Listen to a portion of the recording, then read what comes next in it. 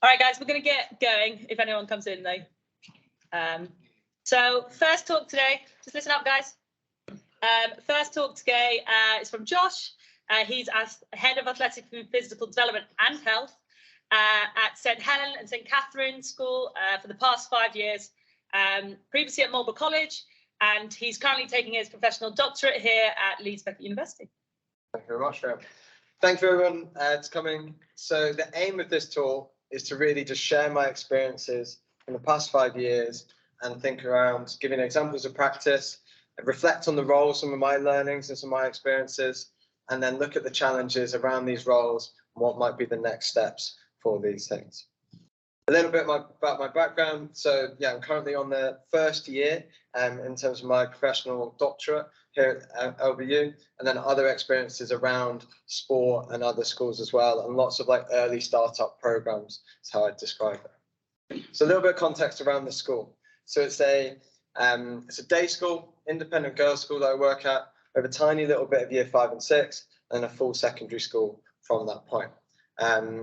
In terms of its main priority is the academics. That's what it bases its business on, is its academic standards. But then sports really developed the past 5 years. I've been in there, this is coming up to the end of my 5th year there, and we've really pushed. And some of the conversations today around how you're defining what is good practice, how you're defining success. We've been ranked as the 8th best girls' school, but that's based on fixtures and volume fixtures, success within that is in terms of results as well. So take that as you will within that. In terms of the setups and the logistics of that, being day school means lots of really limited time and really high pressure, lots of competing demands and big travel demands as well. So lots of girls travel a long way to get to school. For our sport, it's mainly our main sports are netball, lacrosse and cricket, and then football, swimming and hockey also developing as well. And being a day school, so the provision is mornings, lunchtimes, and then after school as well. And then I sit within a PE and sport department, so I'm director of sport, 3 heads of sport, and then the rest of our teachers that have coaching, PE teaching and pastoral responsibilities as well. So I sit within that. So what does a head of athletic development and health do? So if you're to look on all the social medias, the websites, you'll probably see all the fancy photos that I had on my opening slide of all the fun stuff. So joining the gym sessions, speed sessions, those sorts of things, supporting people on big stages. But through the doctorate this year, I've been really trying to understand the domains of what we do and what I do in terms of bringing it to the fore of categorizing all these things of elements of the role and the job. And this is how it's come out.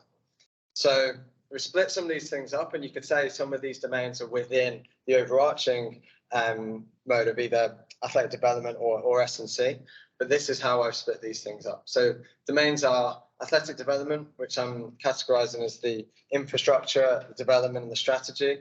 The strength and conditioning is probably what you think the main bulk of the role is, so the coaching, programming, that sort of stuff. Also in charge of leading the sport scholarship program. And then a big part of this is integrating into the PE curriculum as well. Dealing with the injuries in the rehab, being the fitness person, then you look after the fitness facilities, and then also you're that person to get asked around general topics. So whether that's physical activity, sleep, that sort of stuff. And then being in a school, we all have a pastoral element. I've also got teaching there in Orange, so I'm also teaching in PE lessons as well, and that's a part of my role and a big demand of my time as well to juggle between these things. So when I was trying to think about how this would come together, and this has been on a couple of other people's slides as well, I came back to Kev's model on practice and thinking around what are we delivering, who are we working with, and how you're delivering that, and then thinking around the understanding the context, the culture, and the resources at your disposal, and then a little bit around understanding self. So crimes against slideshows, too many words, but hopefully it actually makes my point about how much goes into these roles. So we've got the what are you delivering, so thinking around professional knowledge and skills. This would be thinking around on a general point of view and a youth point of view, so anatomy, growth and maturation, all those sorts of things. So your sports science degrees, S&C degrees, all that knowledge comes under that what. Then also that how are you delivering this? So thinking around how you're designing the training, if you're working with staff members, how you're designing those CPD opportunities, and how you're communicating, demonstrating, etc. And then who are you working with? So who's in front of you? So those students, so what's their training age, what are their sports, what's their injury history, what's their personality, or if you're working with the adults in your organisation, what are their needs, wants, what are their motivations, what are they trying, what can you play on with them, what's their cognitive bandwidth is a big thing I find as well, what are their demands on their play, how can I work with them to get across a common goal. And then the things that we know as coaches, so in terms of planning, that delivery, and then the reflection side of that as well. But a big part of this is this understanding the context, the culture and the resources. So what is the ethos of the school? What's the organizational values? Who are the people within that structure? So you've got the student body, you've got the teachers, the senior management, coaches, parents, and then also what are the enabling or constraining resources. So we've all got things around our facilities, our timetables, budgets, logistics, that sort of stuff that have an impact on how we deliver. So I'm going to break this down and have a look at and give some examples of practice for each of these things. So in terms of the what, so this was an example of, so what we did with the PE staff on a CPD session. So I took this paper from Avery Fagenbaum, this idea of are young kids strong enough for PE rather than sport, with the idea of whether kids engage with PE if they're not physically strong enough to engage with that sport. So say if it was badminton and they're constantly getting a drop shot done on them, can they even get into that position? Can they hold that like a drop lunge position before they get there? So this was this idea, and then we took this into, okay, how can we improve on this? So we looked at building in some frameworks around our warm-ups, and this was an example from our Year 7 netball lesson there, so how we build into these things and try and improve on this strength side. So that's an example for what. In terms of how, thinking around creating some frameworks again, for this is more in the gym. My attempt at a bit of alliteration, so Mr. Wall's Wall of Movement Mastery. So this is a framework for how we might then deliver, okay, we want to develop strength, we want to develop movement competency, and so then within our program for a term, we might say we're going to do a squat, hinge, upper body push, pull, and a brace. And then we can work with, each kid knows that's what we're working on, but then they can work on those levels between those early progressions, so maybe like a bodyweight squat versus then a goblet squat versus then a back squat, and we can work and meet them. So that's a case of how we're delivering those things. And then who's in front of us? So this is a training tracker we've used with our busy people, so our sports scholars, developing athletes, anybody.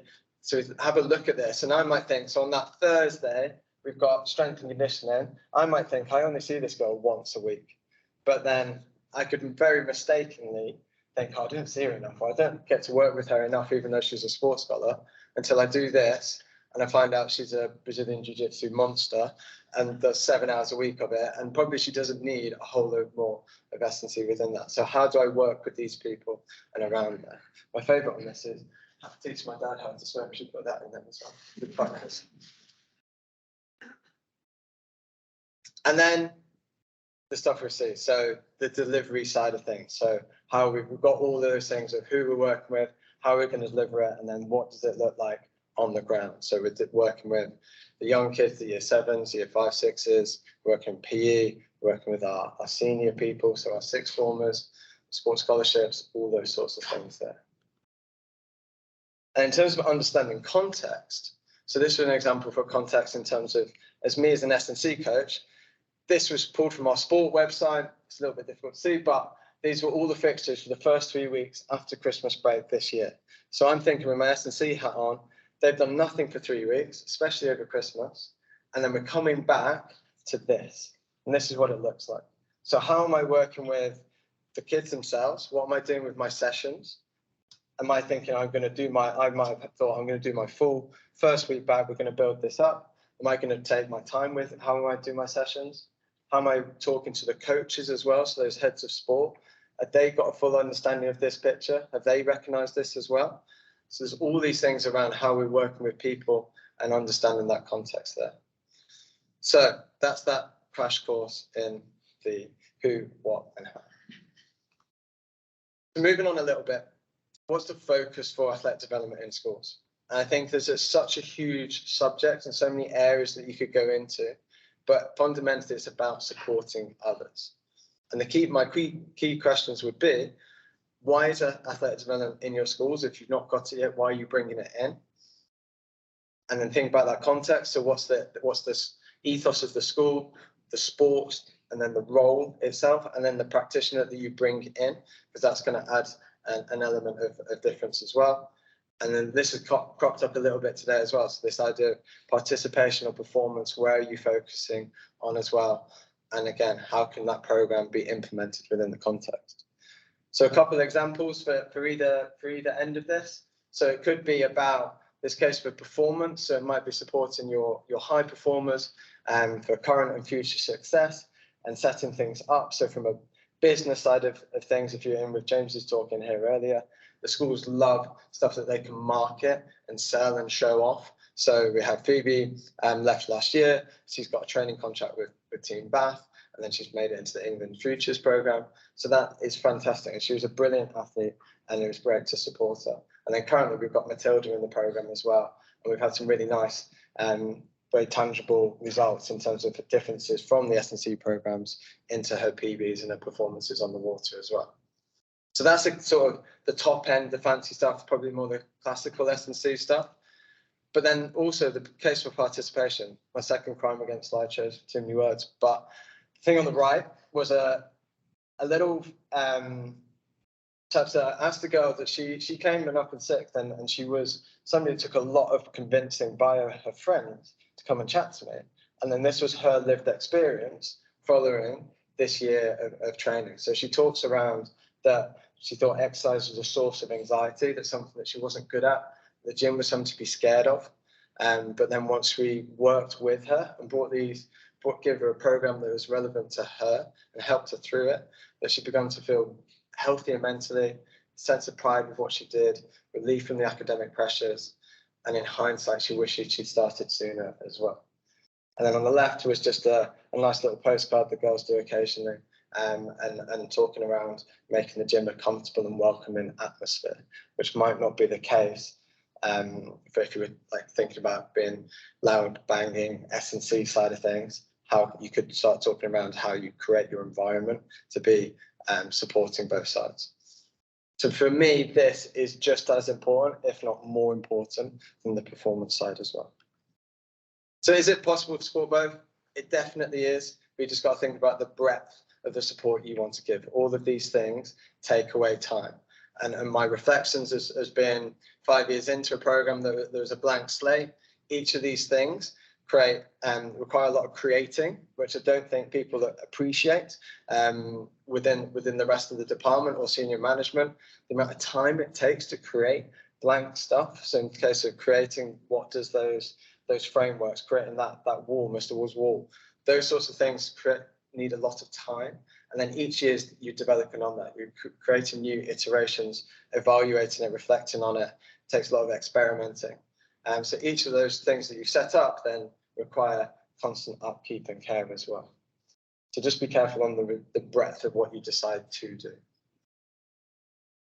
And some of this has been talked about, so it's interesting that it's cropped up for me as well. So I was chatting to Asha Riley, who's at St. Swithin School, and she gave a talk on the Director of Sport conference around building a culture of health and fitness. And one of her slides was, why has progress been slow? And she offered that one of the potential reasons was that the introduction of S&C coaches into schools, which as an S&C coach into schools, was like, wow, that's super interesting. I wonder why that is and where she's coming from with that. And from her experiences, it was some of the things that's been talked about. So just catering for the top performers, the elite side, not supporting that general health and well-being, and being too S&C for the average student, and S&C coaches almost getting in the way of themselves because of what they're offering. It might be too much tech or too many things that they're focusing on that we deem important that might not be to the average person.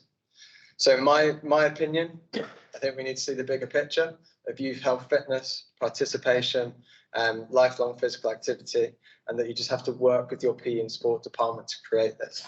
So one of the things that we've done is looked at our infrastructure and our modelling, how are we visualising this, How are we making this available to parents, to staff, to each other as staff and coaches, and to the students? So we've got our inverted pyramid of we want to develop physical literacy along for the physical education is the biggest part we can do and try and access everybody.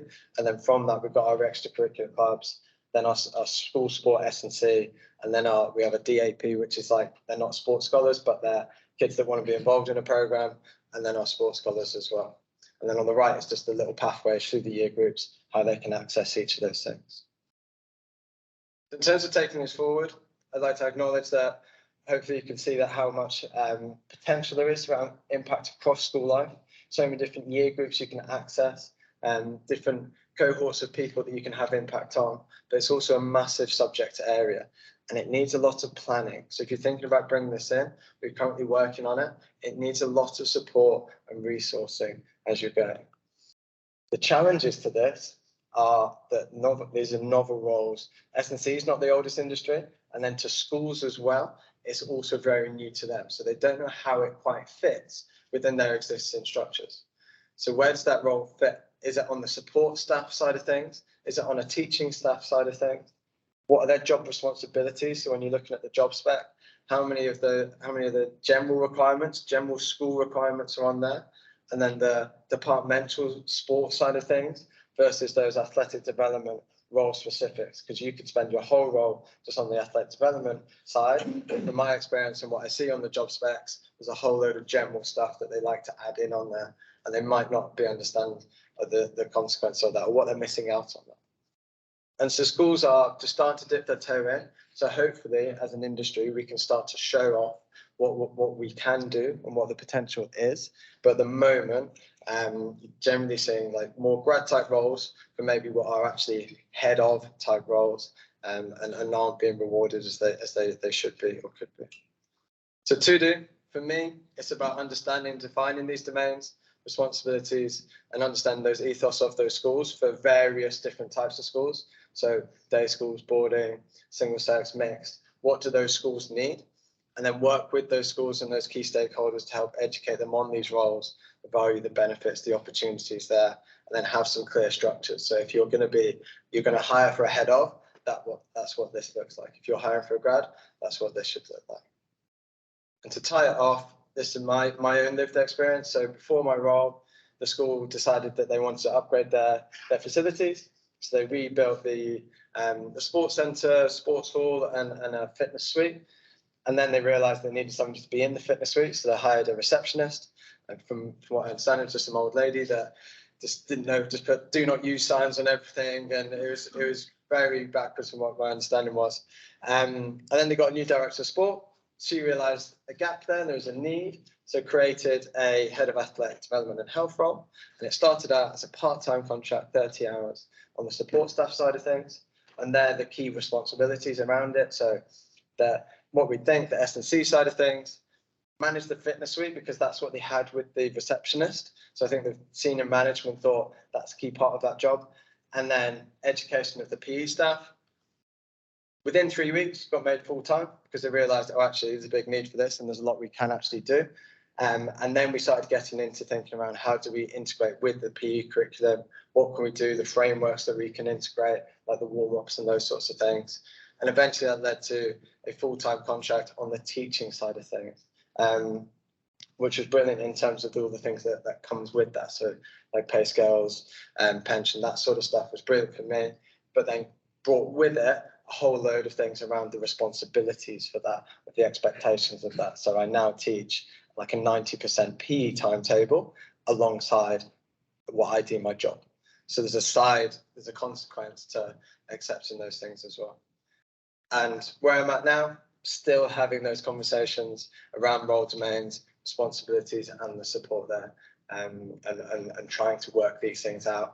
And this is part of my experience there. Thank you. Any questions?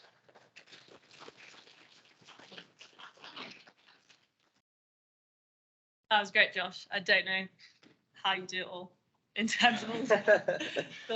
Anyone got any questions? Yeah. Thanks for the presentation.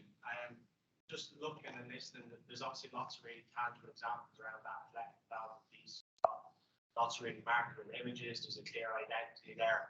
Be keen to hear, learn, and understand more. What does the well-being side look like, both internally and externally? Because obviously, depending on culture or backgrounds, the definitions that are attached to that. At the minute, I'm seeing lots of real tangibles around the athletic, but not as much in the well-being.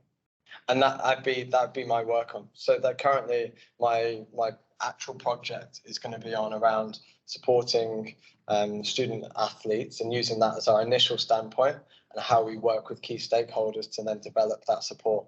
So in September, I'm hoping to then start researching and get students' lived experience around what their experience is of being in that school, being in a highly academic place, massive demands on their time and what they're trying to do and how much they're being given. I've got my hunches around what I know from the sports scholars, but then, we're going to survey and speak to these students, get their lived experiences, and then go from there. So that is you've hit the nail on the head. That's my next step, is to try and understand that side of things, because I think there is a big gap on that, what the school probably say they're doing versus what is actually reality. Yeah. Thank you. So it doesn't actually answer it, but it's coming. It's coming. You had on slides. You mentioned that you had supported other PE staff to do strength and conditioning. How much has that helped you complete your job versus you still do deliver all of it? They just now have the knowledge of what you do. Yeah, so I think we've tried. Like, time is a big issue, but within we have like a weekly department meeting. So occasionally, I'd probably say, if I needed to every other week, or if we're coming to a new half term, a new scheme of work, then the direct support gives me some of that meeting to then we can go into the gym or go into the sports hall and then work through what that stuff looks like. And then we try and team teach a lot as well, so that whoever I'm with for that half term, they can see how I go through that 6 weeks. And then we try and rotate those people through so that we try and cover everybody and get them more comfortable, because they're not generally as comfortable with it. So that's how we try and approach it. Yeah, because I just think it's one of the, I've seen it with my own my strength and conditioning coach. He comes, he talks through everything, and it's great. But then some people are confident enough that they like going into the weight room or like doing a circuit, and others that are like, yeah, that was great. It's good to know when he comes back in, he'll do, the next one. Yeah. I think that's happened with the warm-ups. Like, we've had a big push on the warm-up side, and then if I'm teaching with somebody else and they look to me, it's like I'm guaranteed to be doing the warm-up, even though I've done too many warm-ups that I care to look. But yeah, it's about trying to go, okay, actually, you've got the skills now, and it just takes time. I think it's been 5 years in, and we're still trying to develop those things. Yeah, final question. Sorry, I think you nailed hit the nail on the head with that point in the challenges, like being in the space of seeing a school spend $5 million on a facility and then it's a 10 grand part-time role, the person actually staffing it.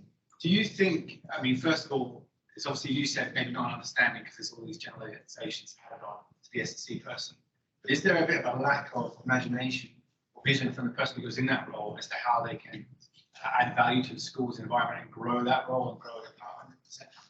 Yeah, and I wonder whether it comes from the education programs through the universities, what they're defining S&C as. And obviously it is a speciality being within a school, the youth side, and then being within the school environments as well. And then they're probably coming in with what they think S&C is, but I'm almost trying to be as un-S&C as I can in a lot of things. And teachers have actually commented on that you're not that S&C, which I don't know what that says about S&C coaches, but whether it's a good thing or a bad thing. But what we might perceive S&C as, and what's with being educated within university programs, sorry, Mum, it's a question there that, it might need to be raised of people that want to go into these spaces, might need to have a different way of thinking about things. All right, one last one. So if you went back 2 slides, just on, because that's for that slide. So you've obviously had some really key success. It kind of falls on how did you help support that progression? Because that's a really clear, awesome progression in my experience. What are your reflections on being able to shift that as, hey, I came in there September 18th, 3 weeks later, what did you do to impact that? How did you help really influence the decision making? I think it really helped who was in the department at those times. And so working closely with the directors of sport and making sure I'm working with them and thinking around what we can do. And then them really fighting my cause in case of them working up as well. Again, hey, we actually need this. I really believe in what Josh is delivering. Then can we help support him out from that? So I'd say a lot of it was down to my hard work and what we were trying to implement. But then this wouldn't have been possible without those people that then went up to the head and then got me those improvements as well. So I think that the directors of sport are the gatekeepers for that as the head of department. Thanks, Josh.